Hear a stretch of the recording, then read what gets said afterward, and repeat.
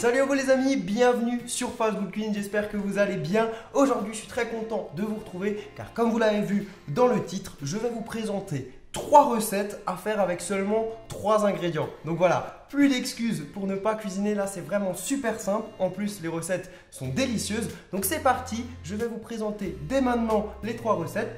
Let's go. Première recette, c'est un classique de la cuisine américaine, c'est le mac and cheese. Des pâtes au fromage, vous allez voir, c'est super simple. Il vous faudra du cheddar, des pâtes et du lait.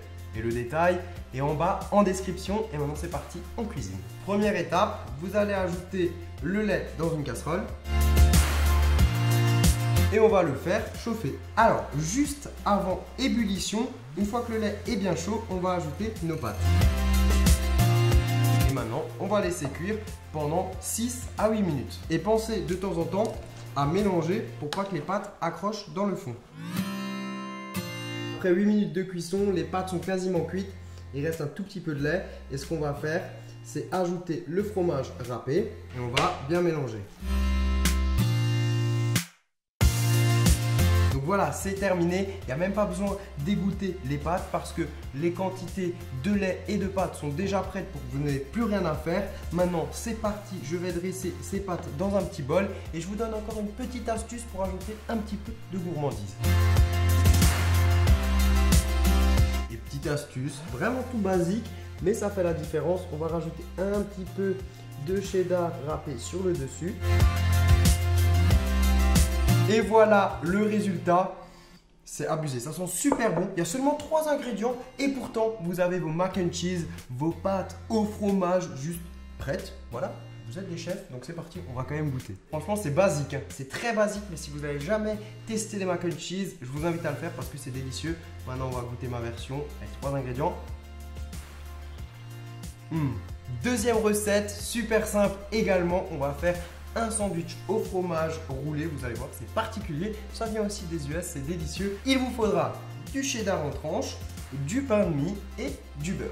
Tout simple. Première étape, on va prendre des tranches de pain de mie. On va enlever les croûtes.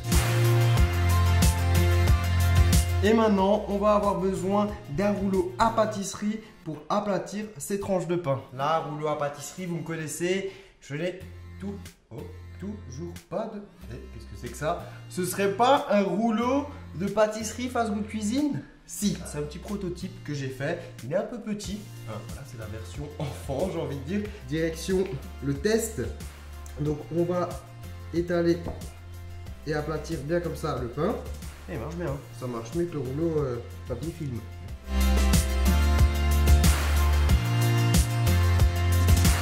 Nos tranches de pain sont prêtes, le rouleau marche bien, je suis content.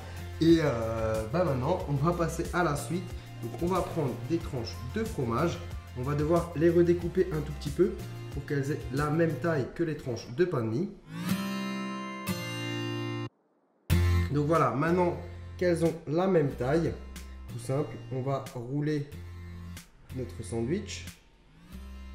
Et voilà. Et maintenant, on va le faire cuire dans une poêle avec du beurre. Et si vous avez envie de rajouter un 4e ingrédient, vous pouvez mettre une tranche de jambon, ce qui vous fera un parfait croque-monsieur, idéal pour un petit plateau télé ou un petit repas sympathique avec une salade. Donc c'est parti, on va faire cuire. Donc dans une poêle, on va ajouter du beurre et on va le faire fondre. Et pendant que le beurre est en train de fondre, on va continuer de préparer nos petits rolls qu'on viendra faire cuire directement une fois que le beurre sera fondu.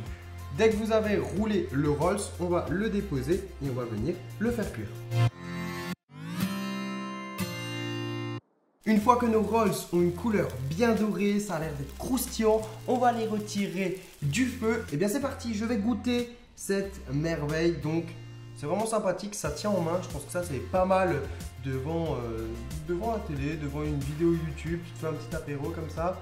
En tout cas, regardez à l'intérieur, on a le fromage, regardez-moi ça, oh là là, c'est parti, on va goûter.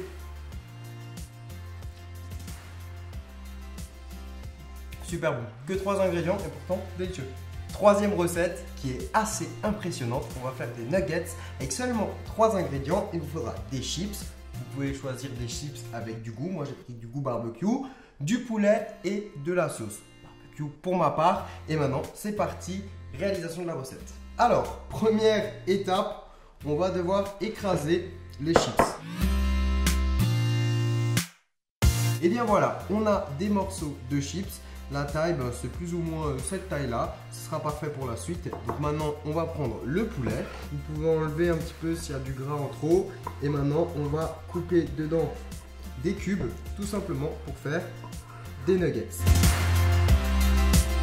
Vous allez faire des cubes de poulet de plus ou moins cette taille-là. Ça y est, maintenant, on va pouvoir paner le poulet. Pour ça, c'est très simple. Dans la sauce barbecue, on vient déposer notre poulet. On enlève bien l'excédent et ensuite on va le déposer dans les chips. Et ensuite on vient le mettre sur une assiette et on va faire ça pour tous les morceaux de poulet.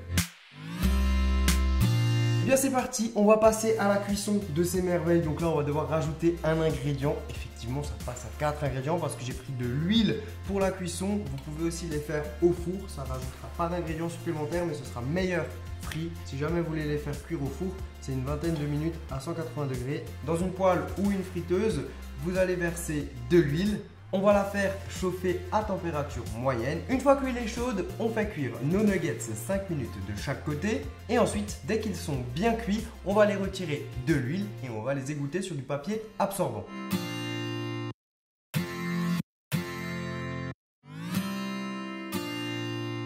Allez, c'est parti, dégustation, on va goûter ces petites merveilles de nuggets façon chips barbecue.